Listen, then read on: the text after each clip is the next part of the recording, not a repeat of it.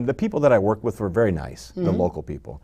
But you could see, like I don't even know what the word is for it, but like the tribalism that went on, and my experience was with the Republican Party in Wisconsin, but I'm sure it's the same with the Democrats.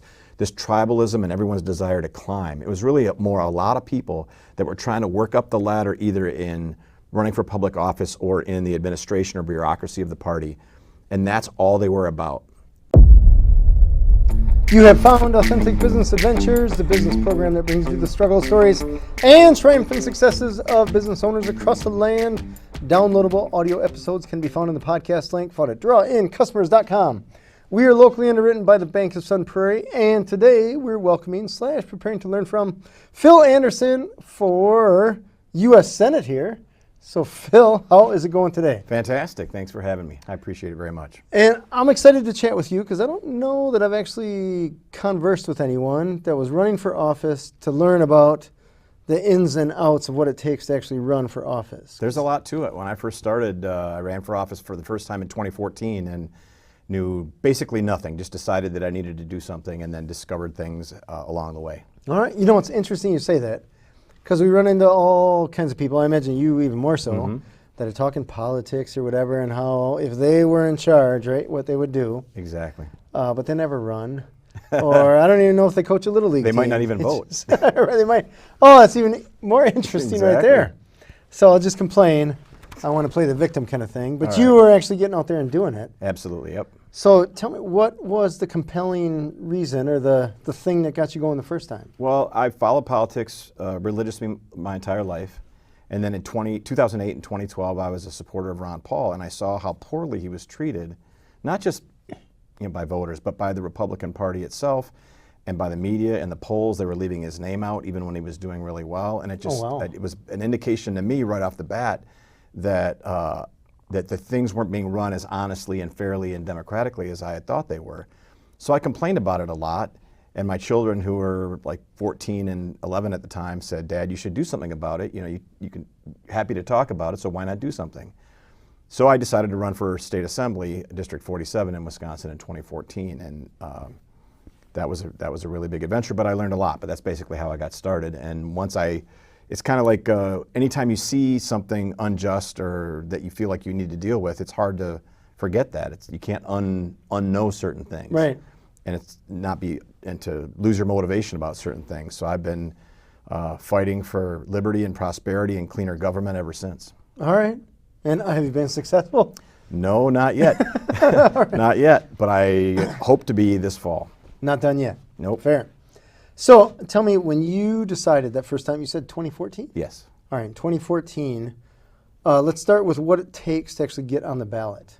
Is that just you fill out a form? It's like, hey, I'm cool? No, it's not. It's not that easy. It's not bad in Wisconsin, though. Every candidate, except for the presidential candidates of the major parties, has to gather signatures during a certain period of time in order to be on the ballot. And it's scaled based on what level of office you're going for. So for state assembly, it's at least 200. For state senate, 400. For Congress, the House of Representatives is 1,000. For U.S. Senate and any of the statewide races, governor, lieutenant governor, et cetera, it's 2,000. And you have approximately 6 weeks, April 15th through June 1st, to gather those signatures from people in your district or in the state, in the case of statewide voters, and submit them to the Wisconsin Elections Commission, and they check them over to make sure that they're all authentic and that you've crossed all the T's and dotted all the I's and that sort of thing, and then you're on the ballot. And are these physical signatures? Like you're going with a piece of paper? Exactly. Door to door? They're petitions with 10 spots for signatures on them, and they have to be wet signatures. They can't be electronic signatures, nothing like that. Wow. They have to be hand-signed by people and print their name and their address on there, their voting municipality, and the date. And then whoever's circulating the paper has to sign at the bottom once it's all done to verify that they, in fact, personally gathered the signatures.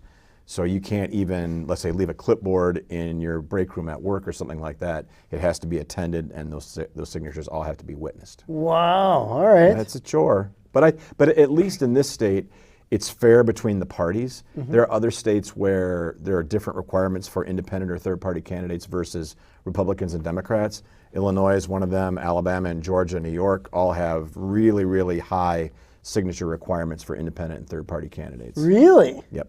Wow, that's So I'm grateful. Yeah, that's I'm not certainly. complaining. We're in the process of doing that right now. We started April 15th, so I'm out gathering signatures. I've got volunteers all over the state doing that, but as you can imagine, it's one person at a time. Would you consider signing? And the premise is, do they want more choices on the ballot? And most people, even if they're already in their mind committed to another candidate, or they already know they're going to vote Democrat or Republican, most people are fair-minded and want more choices on the ballot for other people, because that's what democracy looks like. Yeah, yeah. So it's usually not too many no's, but it's still a question of actually doing the work over 6 weeks to turn those many in.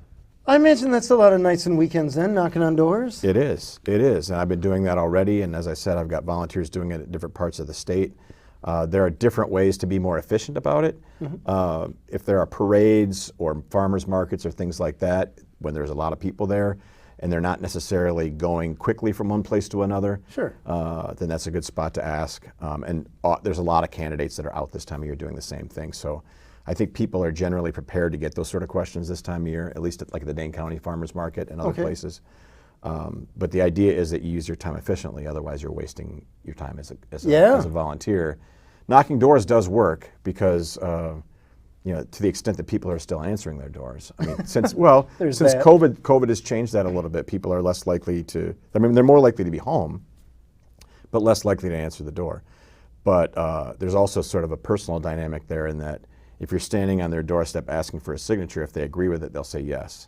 Whereas if somebody's moving, like for example, last night we were down at the UW campus getting signatures from students, and if they're on their way to class, then it's no thank you on the way by. Yeah, they got fine. places to go, people to see. Exactly. So there's definitely a strategy to it that I've learned. When I ran for assembly in 2014, it was more about knocking on the doors in my neighborhood, which was in the district, and saying, I'm your neighbor. If you don't know me, I live right over there, and would you sign to get me on the ballot? And so that was highly successful, but not terribly efficient. Now running statewide, being at the Dane County's farmers market or the public market in Milwaukee or at Memorial Day parades, it's more a question of getting in front of a lot of people to to generate that number. Does it get weird at UW campus since you don't necessarily know if they're a resident of the state? I don't even know how voting works. Well, in Wisconsin, at least for the purposes of signing, you have to be an eligible voter. That doesn't mean you have to vote here. So in Wisconsin, as long as you've lived in the state for 30 days, you can vote. Even if you're a student and you plan on voting, where your parents live, out of state, whatever, as long as you have lived in Wisconsin for 30 days prior to signing, then it's legit. And I think the only people that are excluded from voting are felons who are still on paper. Pretty much everybody else, if they're 18 and above, has the right to vote, so they can sign. All right, nice. So it's not, again, in Wisconsin, there's 2,000 is a lot of signatures, I think, but especially for an independent or third-party candidate, because my opponents, Tammy Baldwin and Eric Hovde, will just send those documents out with people to county GOP or Democratic meetings, and everyone will sign. So it's a lot more of a chore for me or any other independent or third-party candidate. Sure. But I'm not complaining. That's just the nature of what we're trying to do, and that is run against those big bureaucracies. So tell me, why did you choose Assembly before and then Senate now and whatever else? I don't know. Mayor, city council, I've never run whatever, for mayor. governor? I did run for governor in 2018. I started out at state assembly and I lost as a libertarian, and that was going to be an uphill battle in Dane County, which is very progressive, which is kind of the opposite of libertarianism. Progressives want a ton of government. Libertarians want as little as possible, but still got about 25% of the vote, which I would consider successful. Wow, yeah. In 2016, the Libertarian Party of Wisconsin was looking for somebody to run for U.S. Senate against Russ Feingold and Ron Johnson, and I had done a good job in running for state assembly. I was the vice president, the vice chair of the state party, so I decided to run. And then in 2016, that election got a little over 3% of the vote, so 87,500 and some odd votes, which was relatively successful. So then we moved on to running for governor in 2018. I ran as a Republican for state assembly in 2020. That's a longer story, but Rebecca Kleefisch approached three of us libertarians that lived in Dane County to run as Republicans because I don't know exactly what their rationale was. I think they didn't want to waste Republicans running because they had no chance of winning, and it was an opportunity for us to get some knowledge about how the big parties do their campaigning, and we did learn a lot. I didn't join the Republican Party, nor did the other two candidates, one of whom was my son. Yeah. Okay. But we did well, and we learned a lot, and now, so I didn't run for anything in 2022. And so now, because I've got a statewide network, which is part of kind of what I hope we talk about a little bit, is how that's grown over the years, networking and building a movement and people that are willing to support you time after time and what the value they get out of that. In 2024, I've raised more money already than I have in previous campaigns, more volunteers, more chance for success. And of course, as pretty much everyone knows, America and Wisconsin are dying to have other choices on the ballot besides the main two choices. And that goes for not only president, for U.S. Senate as well. Yeah, everything. Yep. Everything. It's time to have more choice, and so that's an opportunity for us. Yeah, I don't even know why or how. I don't know the history of how we ended up with two parties versus, and I assume what it all boils down to is people like the light switch either on or off. It's just simplicity. Well, there's a lot of psychology behind it, but I also think it's pure genius in a way, because a lot of the big donors, the big lobbies, give to both sides, give to both Democrats and Republicans, but because basically what they're paying for is access, and in the current state of the federal government, they're paying for the privilege to actually write the bills. So almost every bill that goes to Congress now is written by a lobbyist, submitted to party leadership or both parties' leadership. They pass it down through committee. It goes up and down with very little amendment. It goes to the floor of either the House or the Senate, or often both in that process. There are generally up and down votes with very little amendments. And as you know, there's bills that have a ton of different things in it that aren't really based on the name of the bill. Yeah. The Inflation Reduction Act had a ton of spending in it, which is bad for inflation, yet it was called the Inflation Reduction Act. That's just one example. So that's what's going on right now. And if you have a two-party system where both parties are willing to go along with that process, and they also have the opportunity of blaming each other for things. Oh, sure. So there's never really or not enough of a focus on the whole government or both parties as the problem. It often goes back and forth. Interesting. And so that's why I think it is brilliant. And another reason that it works is, I'm going to tell you a little story. Yeah. I'm Eastern Orthodox. I became when I got married back in 1998. I married a Russian Orthodox woman, so I joined that church. So this story is in the context of church, but it applies to politics, and your listeners are going to recognize this, what I mean as well. All right. There's a Russian Orthodox man who gets stranded on a deserted island in the South Pacific, and he's there for 20 years. And finally, an airplane flies overhead, sees somebody down there, calls to the Navy. The Navy goes out to rescue this man, and he's, delighted to see them, that he's been rescued. But before they leave, he wants to show the captain of the boat everything that he's done on this island. So he's built this house. He's got these monkeys that are trained to pick bananas. He's growing coconuts. He's got a little cart he wheels around. And the captain's looking around the island, and he says, well, what are those two buildings over there? And the man says, that is the church I go to, and that is the church I do not go to. Which, if you apply that to modern politics, a lot of the energy behind Biden is anti-Trump and vice versa. And that is a very powerful psychological tool that if you are donors or industries like military contractors that want a certain outcome from the federal government, that is continual wars, because they make a ton of money off that, and they give money to both parties to accomplish that, then that psychology of you don't really need to have a dynamic, positive candidate with a vision. You just need the candidate, you just need to paint the other one as a threat to democracy. Yeah, find a common enemy. Exactly. And then they'll fall in line.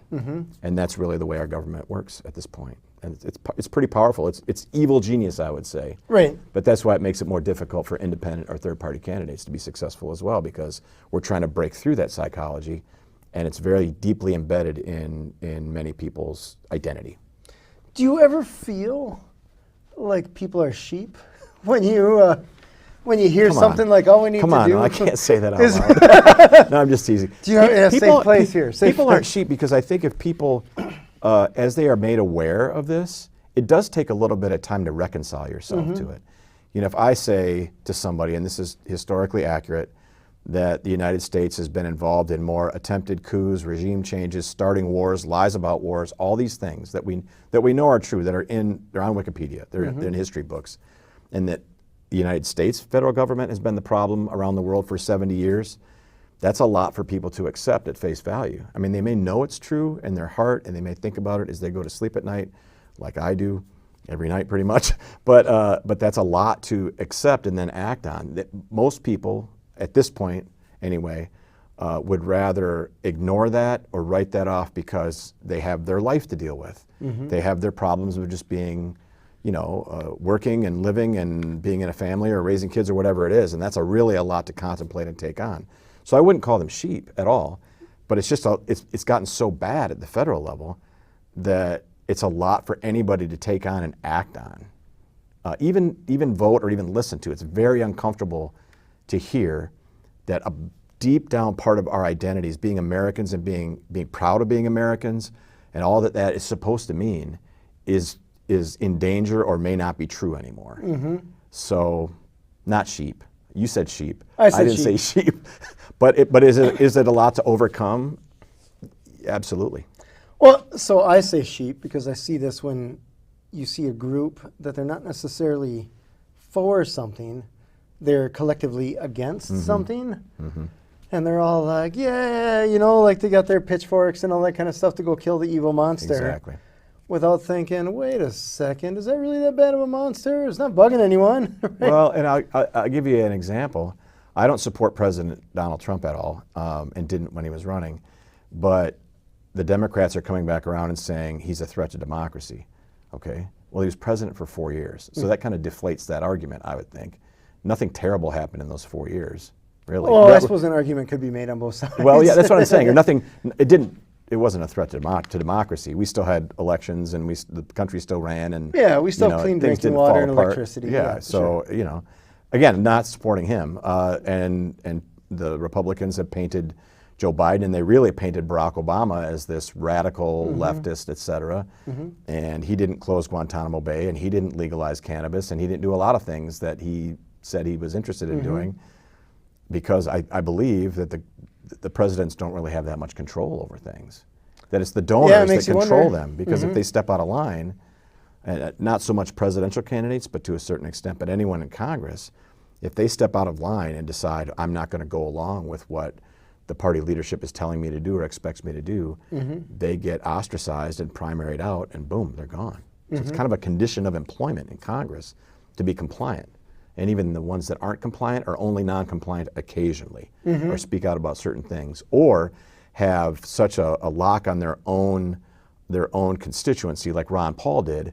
He was very, very popular in his congressional district in Texas, so there's no chance the Republican Party was going to get him out of there until he retired. So that's really the only chances of any sort of dissent in Washington until I get elected. Okay. That's the plan, right? So, right. So I think what I'm reminded of is Feingold when the Patriot Act came around. Yes. Now, I ran against Russ Feingold, but I give him credit for voting against the Patriot Act. And I think he was the only one, right? He was the only one, yep. And he's a good example, and I would argue, and I don't know, I mean, running against Tammy Baldwin, and I'm not saying this to pick on Democrats at all, but I think they both came from a place of very well-meaning, wanting to stand up for the people, et cetera, and then got sort of sucked into this Washington lifestyle and the influences there that now, that Russ Feingold later in his career became much more in favor of things that you wouldn't think he would have when he first started out. And Tammy Baldwin doing things like not speaking out to help free Julian Assange, which is a very important First Amendment issue. Pretty much always being on the side of Israel against all the the genocide that's going on in Gaza, or at least not speaking out about it. Advocating for F-35s to be 5 miles from here at Truax Field, which the community was against and a lot of her fellow Democrats were against. That sounds to me like somebody who went to Washington with the best of intentions and then got influenced, and in order to stay in power or to stay involved or whatever, became part of the problem rather than bucking the machine. And I think that's pretty common with Republicans and Democrats. Even those Republicans who went to Washington in the Tea Party movement in 2010, a lot of them turned back into standard regime-supporting Republicans. Sure. Conform. Yeah, exactly. They just got swept in. So it takes a tremendous amount of character and resistance to do that. There are a couple that have, But the luxury or the benefit that I'll have if I'm elected is that I won't be part of the Republican or the Democrat bureaucracies. They'll have no influence over me. So they'll try to, but by construct, they will not. So that gives me an opportunity, and anyone who's running as an independent or a third-party candidate on behalf of a party that's not, nearly as powerful as Republicans and Democrats, to stand up to that, to tell the truth about things, and then not get swept up into the sort of the corruption and the lying that goes on. Right. So tell me, this sounds like an uphill battle. Oh yeah. I mean, as I said, this is my 5th time running for office. Okay. And I know, there's a balance that any candidate, it's probably similar to maybe somebody starting there's a lot, when you talk to entrepreneurs, I'm sure there's a few of them that have started a business and have failed, started a business and failed, started a business and failed, and eventually succeed, or maybe they're still in that process of failing. I don't know if they call it failing uphill or whatever it is. It's funny you say that, because I was camping with some buddies this past weekend, and the majority of these guys have been at the same job 15 years. Probably a few job hops throughout their lifetime, but statistically rare. Yeah. Rare. So they're like, James, what are you up to now? What's your next business venture? And they're jealous, right? To a certain extent. As long as you're making money, they're jealous. Yeah, it's one of those, like, I was joking with them saying, I only have to be right once. That's true. Right? And I've been right a few times. I've certainly been wrong a few times. Because we joked about all the stuff. They're like, how's that flower thing? Like, tank. How's this other thing? Tank. How's this other thing? Face plant. Yeah. It's just expensive lessons. Education's expensive. But on the other side, I've had some success in business and all that jazz. So it's interesting, because I was thinking while this guy's asking, I couldn't tell if he's asking to jab, because he asked about this flower business that I had started, which I think he knew. I hope he knew that it didn't pan out. But it was one of those, like, dude, I wouldn't trade my life for what you do. Exactly. You've been doing the same thing, dealing with the same people in your little cubicles for the past 15, 20 years. I think I would slit my own throat. Yeah, that would kill me. It would go crazy. And to bring it back to what I do, when I ran as a Republican, the people that I worked with were very nice, the local people. But you could see, like, I don't even know what the word is for it, but like the tribalism that went on, and my experience was with the Republican Party in Wisconsin, but I'm sure it's the same with the Democrats. This tribalism and everyone's desire to climb. It was really a lot of people that were trying to work up the ladder, either in running for public office or in the administration or bureaucracy of the party, and that's all they were about. They were only about climbing, and it reminds me very much of like a corporate thing where everyone's, whatever job they're doing, they're always looking for the next one, and they only care about that, as opposed to just doing a good job or representing yourself in the workplace, or in my case, in politics. Right. So I would never run again as a Republican or a Democrat. I've been offered, but no, I don't see, despite the fact that, I'm a bit of a long shot, the stakes and what I'm trying to do aren't, and the winning isn't necessarily defined as, the success isn't defined as winning. It would be great to win. I run to win. Every night I dream about winning and what that would look like. However, the fact that running for office provides a platform, provides a candidate for people who can speak articulately on the things that they believe in, and if they stand opposed to the two-party system and see the flaws and the corruption, that there's somebody there for them, that is really the reward that I feel now, even though I'm out knocking on doors and asking people for signatures. The reward is when people see what you do and appreciate it, even if it's not going to be successful in the polls. And that's something that's grown since I started in 2014 with just a handful of people. Now I've got hundreds of people all over the state. And I just was in Stevens Point this last week, and a woman was there who's helping me get signatures, and she showed me a picture. She had made a campaign shirt for her little kid for me in 2018 when I was running for governor. Wow. That had our logo on the front and Phil for Liberty on the back. And she's like, yeah, he still got it. He's too big for it now, but he still got this shirt. And that's the sort of thing when people show you those gestures of how much, we don't always realize that. I think it may be the same in business too. When you're trying to do things, people are inspired by that to be their own entrepreneur, their own escape the grind or the 15 years at the same company. I just can't go back to that. And I'm going to keep fighting until I win or somebody wins. Right. Because our government is broken. It doesn't belong to us anymore. Fair. Totally fair. So tell me about the third-party system, what you've seen. Because I remember Nader, Yep. and who was the short cowboy guy? Oh, Ross Perot. Ross Perot. The short cowboy guy. Ross Perot, and I'm sure I'm missing, I guess, is Kennedy now? Is that He's an independent, yeah. Okay. So things really changed with Ross Perot. I think he got 19% in 1992. And that was from him pulling out and coming back in and Yeah, changing he his was all mind over and- the place. Yeah. But clearly, and this was 32 years ago now, right?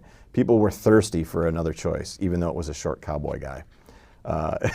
It was. He was yeah. fine. I don't- But doing all right. after that, I mean, if you remember, and I don't know how old you are, but if you remember, the presidential debates used to be hosted by League of Women Voters, the networks, whoever.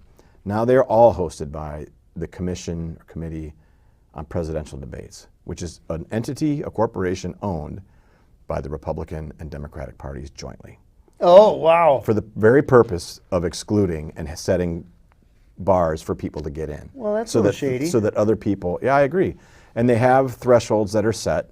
I think it's maybe 15% in the polls to get in. So I don't know what Kennedy's polling at now. I doubt it's 15. No, but it might be by that time. He's Okay. spending a lot of money and he's getting on the ballot in various states. He's doing a good job so far. But it's really set up that way so that they don't ever have somebody walking in and spoiling the party, so to Okay. speak. So It the was- Ross Perot's or Ralph Nader's of the world come up and say, "Hey, I'm important too." Yeah, and- Or those lists of people that you see when you're in the poll, and you see 6 or 7 people, whatever, on that list, Yeah. and you're like, "Who are these guys?" Yeah, exactly. So in Wisconsin, it's a little bit different, but it's also kind of the same. The debates for statewide office are run by the Wisconsin Broadcasters Association Foundation. Okay. And the WBA is a trade organization of television and radio stations and newspapers, I think, too. Maybe not newspapers, was television and radio stations across the state, as such representing them as constituent members. So they have criteria that they set, and the criteria for this year are when they do the debate invitations, which will be after the primaries, so like September or so, the candidate has to have raised at least $500,000 by that point and be polling at 10%. Wow. At least. Which to me, I mean, I understand them not wanting to have anybody in. Sure. But if a candidate has already gone through the process of getting on the ballot, which is getting signatures, which shows significant support, energy, organization, et cetera, they should be in the debates. And so setting those criteria the way they are is trying to, in essence, exclude people for the benefit of those member organizations that make a ton of money from Republican and Democratic candidates. So if they didn't do that gatekeeping for the Republicans and Democrats, they then wouldn't have as much advertising revenue. Interesting. So from my point of view, I feel like it's a little bit ironic because a lot of times during the debates is who you're like, I like this person, not a Exactly. fan of that person. Exactly. Where that could, a good debate or bad debate, depending upon where you're which podium you're behind, could move the needle. Exactly. Oh, I think so. If you're not even invited to the party, Exactly. oh, And for that matter, and just breaking into the media, the mainstream media, the big newspapers, I mean, a lot of that has to do with polling too. So Marquette has already started polling for the Senate race and the presidential races. I've not been mentioned in the polls so far, which is fine because I'm not on the ballot yet. But in 2016, I started out at 9.5% in the first poll in July. So that was 8 years ago, bigger network now, a lot more awareness, more name recognition. So I'm hopeful that we'll be starting off at least 10% in the polls and go up from there. But money raising is going to be difficult because 2 reasons. Number one, I don't have big lobbies breaking down my door to give me money because I'm not going to do what they want me to do. sure. And because there's a lack of awareness, because until that happens, mainstream media outlets aren't covering third-party independent candidates. I mean, Kennedy has just broken through recently, but it's going to be at least that difficult for me once I'm on the ballot because they're just used to that binary thinking. Who are the Republican and Democrat running? And so it'll be a chore, but it can be done. All right. I'm confident. Fair. Totally fair. Let's talk about the business side of running. Okay. Or I should say business and personal from a time. Okay. So you got to tell your family, hey, funny story. I'm not going to be home for a while because I got to go get 5 million signatures. And I got to go to fancy dinners, raise money, or whatever it is that you do to raise money. All that time and energy has to be stuck in there. So how does that conversation go with your family? or even friends, whatever. Well, maybe it's golfing buddies. I don't know. The people that the non-family people who have always been supportive. Okay. From day one, and that's from 2014, 16, 18, 20, et cetera. That number has grown, but I have some of my closest campaign volunteers are people that have been around since 2014 Oh, nice. and believe in what I'm doing and contribute. I mean, they give money, they're out getting signatures, they help in every way possible. The family thing is a challenge because, like you mentioned, then you're gone. So what I did in 2014 and 16 was my kids were helping. Oh, So that nice. made it easier at home because they were already politically sympathetic, although they were young. But my kids would travel around the state with me in 2016 and 2018 when I was running for governor and help, and they really enjoyed that. But then they were also doing something productive and not a burden at home. They Sure. were being watched. Yeah. And then I'm no longer married, and my kids are adults, so it's not really an issue for this campaign cycle. Okay. But when people volunteer to run for office, if they suggest it, I'm considering running for office, then that's the first question I ask them, because we want to make sure that people are not, burning bridges at home, and that we've seen that before. We had a candidate that showed up at a meeting about 2 months ago that walked in and said, "I'm interested in running against Mark Pocan as a libertarian," and we're like, "Great, have you talked to your wife and kids about it?" "No, I'm going to tonight," and then it all got shut down, which is fine because we're all human beings and we obviously love our families, and that's very, very important. I've been blessed over the course of my involvement in politics to have support from my family, especially my children. And as I mentioned, my son ran in 2020 for state assembly as well. But if somebody doesn't have that for whatever reason, then they should be very careful about what they do, and they can help in other ways. All right. They can contribute money, they can do social media, they can organize, they can put up yard signs, whatever it is. Sure. I always think of the movie Heat, when Al Pacino was talking with Robert De Niro at the coffee shop. And Robert De Niro's like, you got to be able to walk away from whatever you have in 30 seconds or less. Yeah, exactly. And so, even my employment, I'm a real estate broker, I can manage that around what I'm doing. Obviously that comes first with my clients at certain times, but it's also manageable in terms of time. And there are people that I'm working with now that have known me long enough that know what I'm doing. They don't want my political activity to be at the expense of representing them in a real estate transaction. That never happens. But they do know about me, because after you work with people in a field like real estate for a while, and you're helping them buy or sell the second or third or fourth time, then you get to know them, and they become friends, and they know more about why you do what you do and what I'm doing. Sure. So you running for office, has that ever interfered with business? And I say like you have a client, and they think or vote one way, and they have known you for years, and they're like, wait a second, I didn't know that, whatever, insert thing here. It never has. Okay. It never has. And when I first started with the real estate group that I work with now, I first talked to them in December of 2018, we had a talk about social media. Okay. And it was completely fair because I had just finished running for governor. And so, in particular, my Facebook was like set to public, and there was all kinds of stuff on there, that was true, but people that were supporters of Tony Evers or Scott Walker might not have appreciated it. So we set all that back to private, and that's what I do now. So those things that my friends need to know, which includes some clients, other real estate professionals, et cetera, they already know. But anybody who might be finding me on social media, if they're curious about what I do, will see something relatively sanitized. Okay. To a certain extent. Got it. It's fair. I mean, what I'm involved in, but to see it day after day, it really does pollute my social media to a certain extent. But I don't know. The reason I'm doing this is because I think the situation is so dire that everybody needs to know. Everybody needs to know what's going on in Washington and how bad it is and how they're being abused by their own federal government, to the point where I'm all right turning some people off occasionally if I have to, if it's making them aware. Yeah, I'm willing I get it. I'm willing to pay that price. I get it. No, it's interesting because I'll do business with people, and then they go on some little tirade about X, Y, or Z, and you think, I thought you were a smart person. But then you're just like, I've been in like a lot your product or service, so whatever. Yeah, I've been in that situation often where they start talking about something and it sounds like it might be leading towards politics, and so I just keep quiet and nod my head a lot and say, I understand why you feel that way. And usually, almost, I mean, occasionally I'll find a libertarian or independent-minded person, but predominantly they're people that either support Trump or hate him. You know, that's pretty much the two sides of it. And, you know, I can usually tell where that's going and keep my mouth shut. Sure, fair. It's just best to do that in business scenarios, obviously. So let's talk about time. You decide, hey, I got to get some signatures and all that jazz. How much time in a week, if someone was going to run, is practical? Are they just like, hey, 5 hours a week, I'll knock this out, or is this more like a 500 hours a week? It depends on how much help you have. Okay. So for example, when I first started out in 2014, there was just me, my kids who were technically too young to gather signatures, and 3 other people.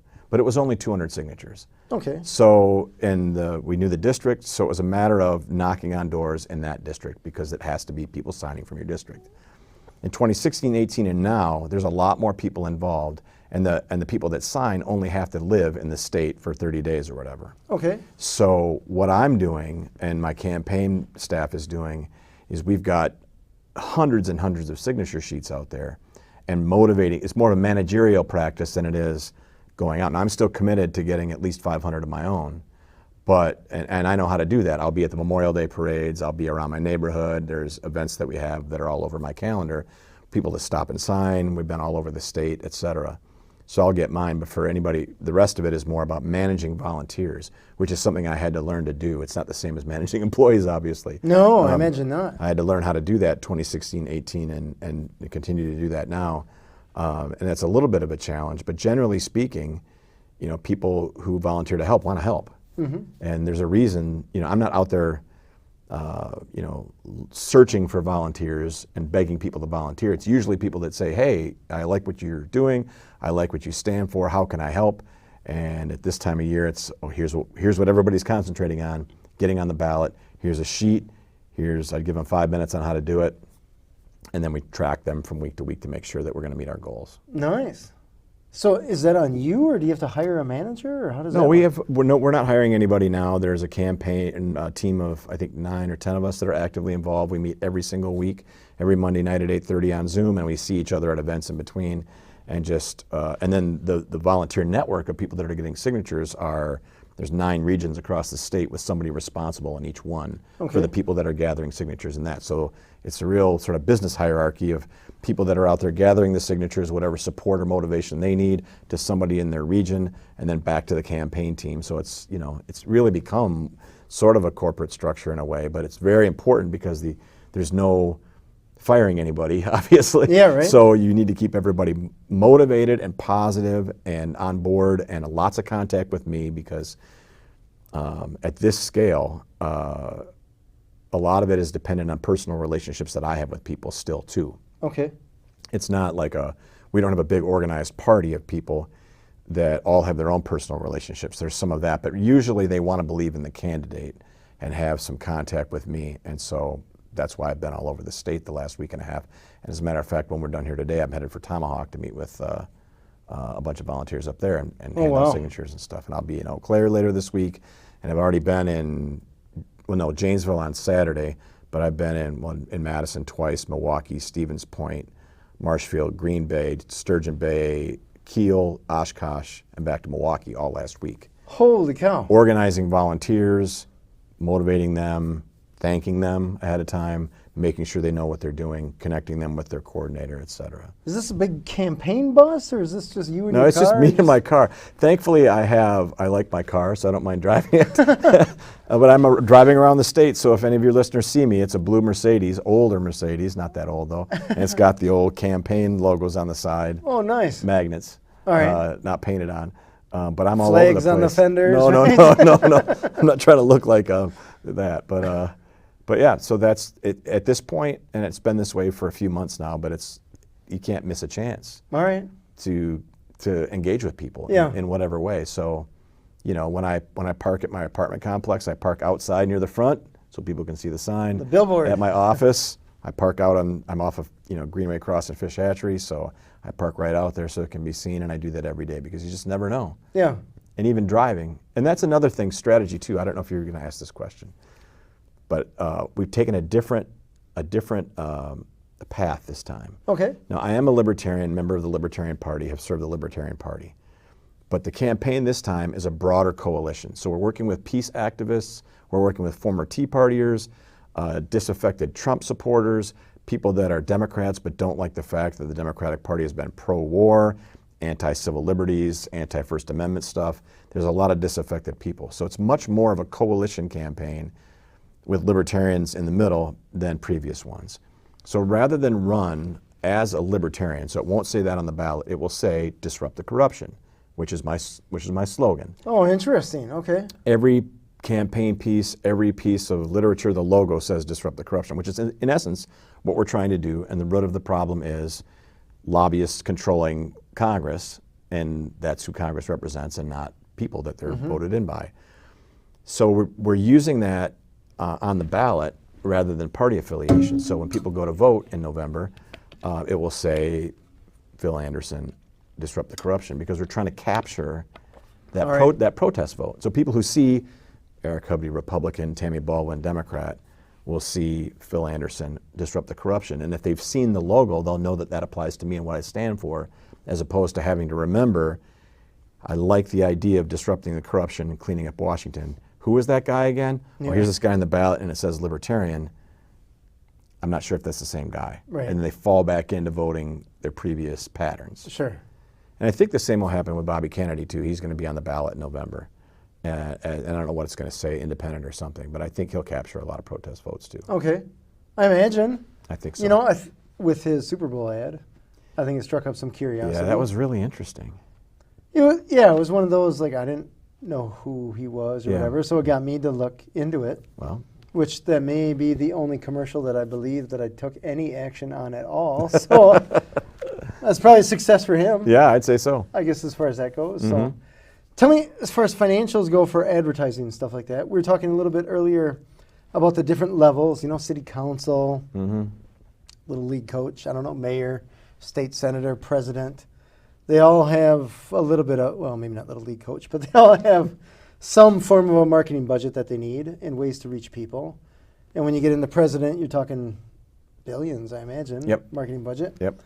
So how do you get that money, and what are the rules as far as how you can spend it and all that jazz? Or well, we're raising money constantly. Okay. I put in some of my own. We've raised about a little less than $25,000 so far, which is not a lot relative to my opponents, but it's but it is a lot for an independent campaign, and it's already, with 6+ months to go, already way more than we've raised before.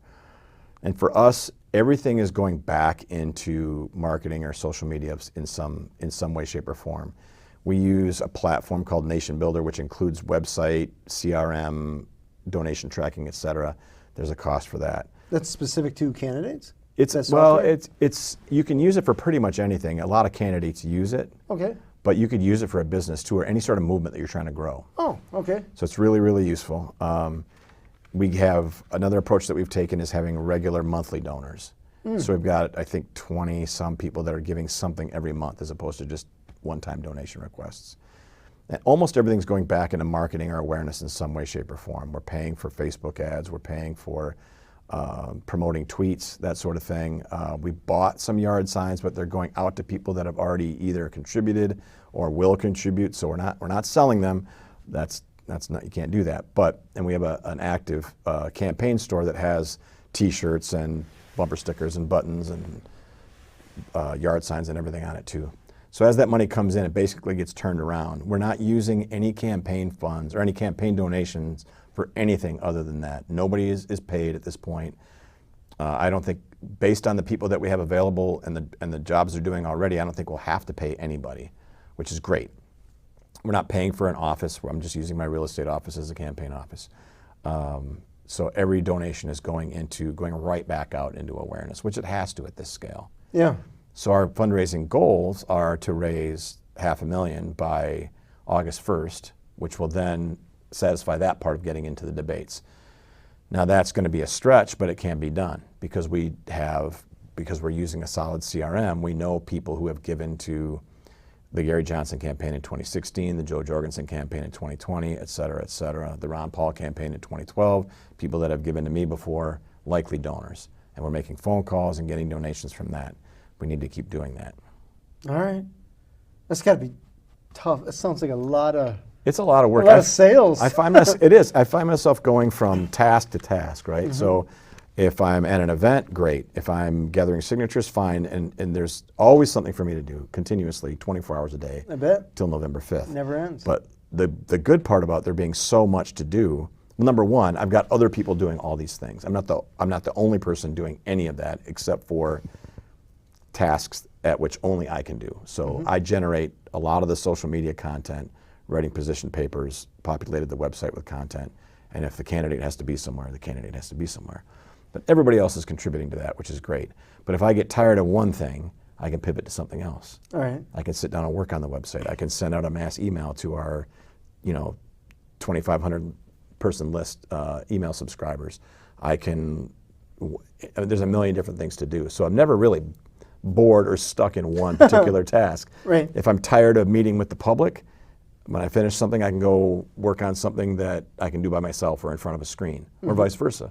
If I'm tired of being cooped up, I just get out, take my clipboard, head out into the community, start stopping people and asking for signatures. It's interesting because I'm hearing you just boots to the ground kind of stuff. It sounds like an awful lot of work, but It is. I get it. So when I reached out to the other candidates, and I got what I considered to be a runaround. Yeah. So as a candidate in this party, I would assume, and this is coming from a guy that has never run for anything like this, I would assume that you would invite dialogue. Like, go ahead, and I love a debate with everyone else because then I can show the world that they should vote for me because I'm better. If you just watch Tammy Baldwin and Eric Hovde on Twitter or on Facebook, or what comes out of their campaigns, everything is in an environment that has been pre-planned and pre-screened. They're at a county Democrat or GOP function. They're at an event that they set up for their donors. Or it's just a piece that they just recorded in front of a camera. They're never confronted by people that have questions that they don't want to answer. All right. It's set up that way. They do not want that. And I have doubts about whether they can handle that environment very well. And even the debates that, let's look back to when Tammy Baldwin ran against Tommy Thompson in 2012, and then Leah Vukmir in 2018. Even those debates, there was some back and forth, but those questions were all vetted by broadcasters who are getting money from both Republican and Democratic candidates. It's not all scripted, but it's protected. Presidential debates are the same way, and to Donald Trump's credit, he did point that out in 2016. I'm not trying to prop him up. I'm not, no, not for me, Donald Trump, no. But when he pointed to the audience and said to Hillary Clinton, you complain about me not paying my taxes, but you were in the US Senate, you could change the tax code, but you won't because your donors make profit off that tax code and this whole room is populated by them. He was telling the truth. And at any function for Eric Hovde or Tammy Baldwin, it's all full of people that are there to nod their heads, that have already made contributions, that are already supporters, to look like they're popular and they're doing well. When in fact, most of Wisconsin wants more choices. Most of the country wants more choices. There's a lot of people, even in their own parties, who have objections to them and don't like the fact that the decks have been cleared of other candidates for both of them. But those people will never be allowed into a room where they can ask those Eric Hovde or Tammy Baldwin direct questions. They'll be screened out. It's crazy to me. Which is why, go back to the debate criteria. Yeah. They really want to have it high enough so that an independent candidate or third-party candidate cannot make it in. Because if I'm on the debate stage with them, I'll answer the questions that the hosts will ask, but I'm going to talk about some things that aren't being covered, that are vitally important. Like, why are we constantly at war? Let's look at how you're funding your campaigns. Let's look at the inner workings of how Congress actually works. Do you approve that? And I guarantee you neither one of them would mention that unless there was a third party or independent candidate on the stage who had that opportunity. And that's the controlling the narrative is smart. It's corrupt, but it's smart. Controlling that narrative and controlling those environments is how they control the people that you so lovingly call sheep. how they keep people sheep, because Yeah. people just will be difficult for them to be aware of other options, be aware of questions that other people might be asking, and even if they think about those things at night, wondering why are we always at war, why we're always printing money, or why we're doing whatever, they won't feel like there's anyone else asking themselves those questions, because there's a sense of community, perverse community, with Democrats and Republicans that doesn't exist among those who aren't similarly aligned. Yeah, to me, it seems that people often, usually, take the path of least resistance. And oftentimes that means don't run or complain, but don't really do anything about it. Enjoy your, I think it's safe to say that we have a sweet life. Yeah. And America's people are just like, I don't want to interrupt that. America is the most prosperous country that's ever existed, and there's big problems and things might change, unfortunately, with the way our economy and our federal budget is run. But it's very easy for people to be victims of the old Roman idea of bread and circuses. And people are there are problems with nutrition and hunger and things like that. It's often about non-nutritious food that's subsidized by the federal government through the Farm Bill. Right. Another story. But people are generally have full bellies and some entertainment at their fingertips. And if we were ever in a situation where people were actually hungry or didn't have the internet or a phone to look at or something, I think there might be full-scale rebellion, actually full-scale rebellion. But until that point, it's too much trouble for people to consider what I'm talking about, what's true, but what I'm talking about, other people like me talk about, because it's not an existential issue at this point yet. Right. Because they're going, they got their nice house, they got their nice car. Yeah, I'm tipping the boat a little bit for them, and that not everyone is open to that. Right. Yeah, it's interesting. It's interesting when you compare the political stuff to the business stuff. For the business stuff, when I'm selling my services, I want to talk to anyone. Exactly. Because you're just like, whatever you say, I know that my stuff is better. Right. So I'm more than happy to have the dialogue or even compare, right? I'll take the Pepsi challenge, sure, no problem. Well, that's what good campaigning is. And what I found to be successful in connecting with people is asking them what their concerns are. And they almost always lead back to a problem that was created by Republicans, Democrats, or both. Or something that they're not happy with. Why do we get the same old candidate? Why inflation? Why does the government lie? Why are we always at war? Whatever their concern is, I can tell them the truth. I'm not beholden to anyone else to lie, to polish something up for them to accept. I'm rebelling against all that. So if insofar as they want to listen to the answer, I'm supplying them with some information, and then hopefully some hope as well by the fact that I'm somebody they can support. What that runs against, though, is this idea that a third party or independent candidate cannot win, the viability issue. And that's a very strong thing to overcome. But I would argue, and I think this is 100% true, that your vote is your voice. And if you allow yourself to be funneled into voting for one of two candidates that you didn't participate in choosing at all, and there wasn't even a real primary for them, then your vote has been stolen by them. It's not wasted on me, it's wasted there if it's not reflecting how you feel about things. And that's how change can take place, even in campaigns that aren't successful, is, when I was at 3%, that was 3% of people that were really unhappy with the way things are going. When Perot was at 19%, it was the same thing. However I do this time, however Kennedy does this time, even if it's not a win, it's showing, even just to the main parties, that there's a section of the electorate that is really unhappy to the point where they will vote for somebody that they consider likely to lose in order to make a statement. Right. That should be the norm, I would think, in America. Agreed. But it's not. But at least that is the opportunity to win without actually winning the election, is to making advances in that area and making people more aware of what the problems are. True. Very true. I love it. So needed. Phil, how can people find you? Go to andersonforussenate.com. You'll find everything you need to know there, including connections to Facebook and Twitter. I'm very active on both. And if you want to follow along or donate or just want more information, you can. There's a contact page there. I will answer. Nice. If you email me, I'll personally answer most of the inquiries. If they're about some administrative things, my treasurer or somebody else might answer. But yeah, I take that seriously. So reach out, and if you have questions or want to follow up, I'm there for you. I'm there for all of Wisconsin. Awesome. Phil, I appreciate you being on the show. Happy to be here. This has been Authentic Business Adventures, the business program that brings you the struggle stories and triumphant successes of business owners across the land. We are locally underwritten by the Bank of Sun Prairie.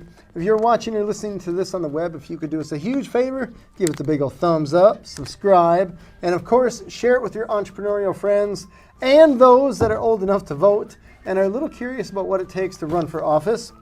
And Authentic Business Adventures is brought to you by Calls on Call, offering call answering and receptionist services for service businesses across the country on the web at callsoncall.com. And of course, the Bold Business Book, a book for the entrepreneur and all of us, available wherever fine books are sold.